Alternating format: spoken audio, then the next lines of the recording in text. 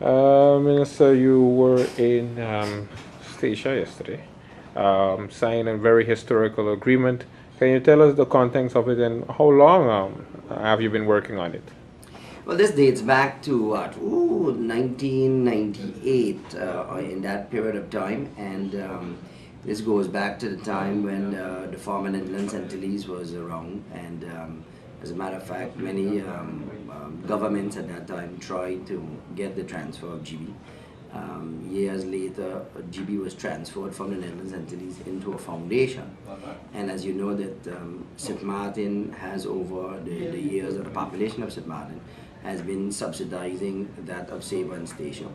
And in 2010, we passed a law that all the revenues generated on St. Martin could no longer be spent outside of St. Martin. That, of course, led to some discussions with the two islands and also the Dutch government that what we had done was improper and illegal, and many other discussions. So nonetheless, we started again getting back to the negotiation, especially with the new government of Statia. And I'm thinking that is also one of the more positive results to be able to.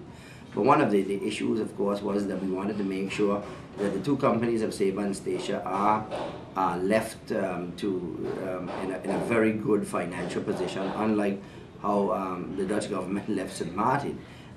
So what we did is the discussion went along on the amount of shares that would be transferred to St. Martin, and the agreement would be that we would set up the Statia Electricity Company, and then we would set up the Saba Electricity Company. By doing so, also giving them a cash injection for their shares, 9 million would go to Statia and $6.2 million would go to Saba. Then we would also continue to help them with our technical expertise, and also, for example, all our billing systems and everything like that. What we would do is sign a service level agreement with them. Again, it's not the idea of St. Martin them leaving them out in the cold, but to make sure that St. Martin now has 100% of the shares of GB to be able to do the things that we have been screaming about with the company, but the company continues to have deaf ears on what St. Martin's needs are. So I think that will change come January 1st, 2012. Okay, now what does it mean for St. Martin to actually own 100% of all the shares? What does it mean? Well, it means that now you no longer have board members from Saba and Statia not interfering, but also delegating what should happen on St. Martin. I think that's the reason why St. Martin left the Netherlands Antilles was to be able to do the things that it needed to do. And now that will help us with GB. The intention, of course, with GB as well, is that it will be turned into a much broader company. So, for example, what we've talked about for years, doing the sewage on St. Martin and doing the garbage on St. Martin, that will all now become in-house in GB. The intention, of course, is to also change the name of GEBE to something more in the area of a St. Martin utility company. And so those are the things that are going to be worked on within the next few months until January 1st, 2012. As far as the supervisory board is concerned, how soon will changes start there? Well, first of all, the foundation is required. The foundation that owns GB is the one required now to set up these new companies, and also the new holding structure for St. Martin. So come January 1st, when all of that is transferred, then you will have a new board in the holding company as well, because now the other companies will become basically operating companies of the holding. So a similar structure to what is right now in the harbor, a similar structure to Telem, and a similar structure to the airport. All right. Now, Minister, also traffic is infrastructure is very important to the public. Yesterday we had an interview with Mr. Claudius Boncampo, who said that the ministry is looking at different ways to alleviate traffic on the island. Quite some people have been complaining about the massive build-up around the island, of course with a project. How long before we get a solution? Well, there is no real solution for the amount of traffic, because we keep on importing nearly 1,000 cars a year. So the issue of traffic, I believe that even when the major road is finished, because again, you have to do road repairs, you have to build, the problem is with St. Martin is because we were not allowed to borrow, and because of course no development aid in the substantial amounts like what Curacao got and other countries like even Greece got from the Dutch, St. Martin has lagged behind the amount of infrastructure. It's nearly $500 million, not million, it's a B, but $1 billion is needed to improve the infrastructure on the island. And in many of the major roads, you need to put in the proper drainage, you need to do proper repairs to the road, and you need to put in sewer lines and everything as well. And that is exactly what is happening in Coal Bay at this time. The scheduled amount of works are supposed to be finished the first week of December. So we have one more month, basically, of the situation that you're seeing now.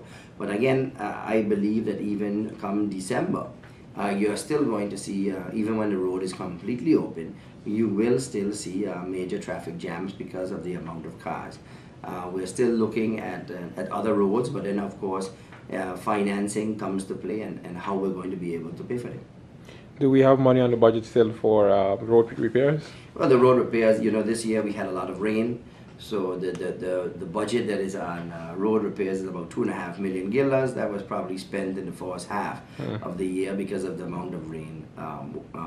So we had to allocate monies from other ministries to be able to cover some of the roadworks that are going on. Again, it's, a lot of people have in Parliament have screamed about, oh yes, we're doing all of these projects, but a lot of them have come from, for example, the European funding and other areas like that. But the budget of the Ministry of RUM, which is Public Works, is rather minuscule compared to some of the other budgets that is around. Any changes that you will propose for the 2012 budget then? Well, the problem with the 2012, you're even seeing a decrease in the amount of works because to be able to get a balanced budget, which is also required by the CFT and the Dutch. Although that we have not even gotten the monies that were promised to us from Holland with the debt relief. So again, we are living up to our part of the deals or the agreements that were signed.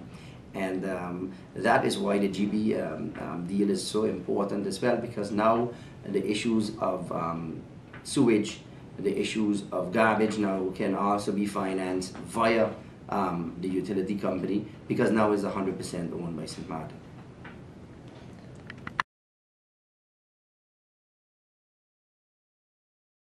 Yeah, that's correct. That happened around, I believe, if not mistaken, around 11 o'clock this morning.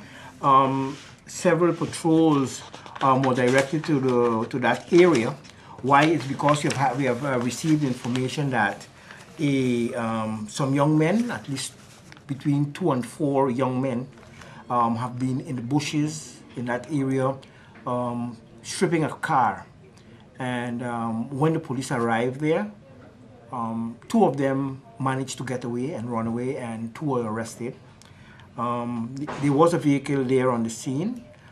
If they were complete, they have already started to strip it, or whether or not, I'm not sure, but there was some kind of a issue going on with them with that vehicle. That vehicle has been confiscated, of course, and these 2 men have been arrested, and they have been turned over to the detective department. Forensic also is busy with them, trying to link them to the car. When I say link them to the car, to see if there are fingerprints and stuff on the car, and to find out exactly who's the owner of the car and if they had any rights to be removing parts from these cars. So that is what happened this morning.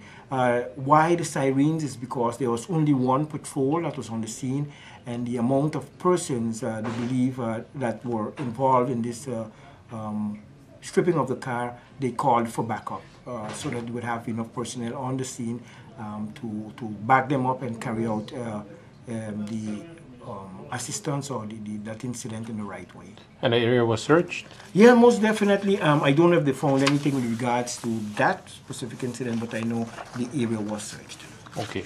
Now, Ms. Henson, also the machine gun was found yesterday. Tell us a little bit about that. Okay, yes. Okay, as we've been saying in the real recently here, that we are very, very glad there are people calling in and giving information to certain things that are going on, and we are asking the entire community to just get on board anything that you see that is illegal that is going on, anything that you know, any illegal activity, people that are in possession of illegal weapons, give us this information. But the information has to be really good. We will investigate it, and when it's time, we will move in and have these illegal guns taken off the street. We'll have any illegal operations that is going on, we will have it dealt with. So we are in the battle against the amount of crime that is going on the island, and we just want the entire community to partake in it. You know something? Call us, tell us what's going on. We will investigate it, and once we have enough information and enough proof, we go in and we deal with the situation. But on yesterday, we found after we gathered some information, we found a 9mm Luger handgun. It's an automatic weapon. It's you can call it a machine gun.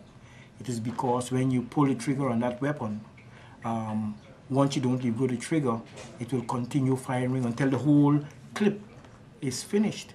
It's an extremely dangerous weapon. Where it was found on the ground under a small traveling bag containing some food items, where it was found, it could have been easily found by any child playing in the area. It's an open area, it's a public area, and if children find this and seeing it looks like a gun, not knowing that it was fully loaded, just had to pull the trigger ready to fire.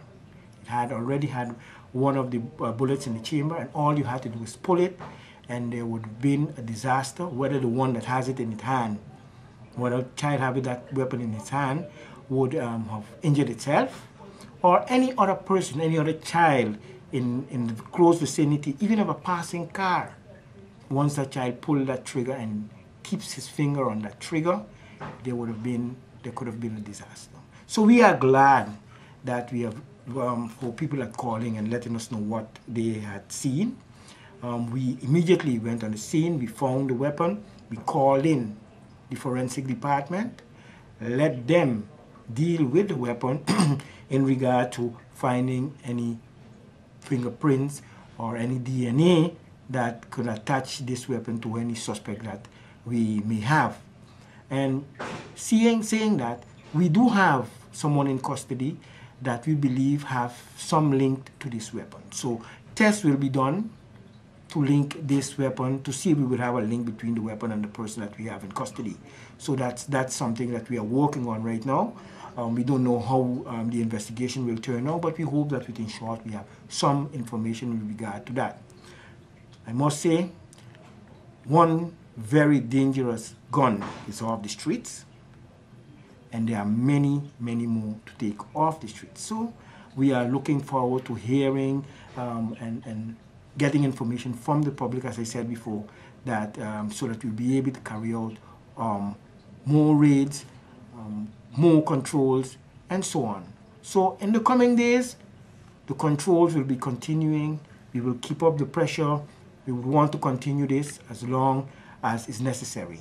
But we are in a battle against the crime on the island, and the community has to do its part by getting involved and giving us information. We don't want the community to go and arrest anyone. That's the part that we will do. All we need is the reliable information.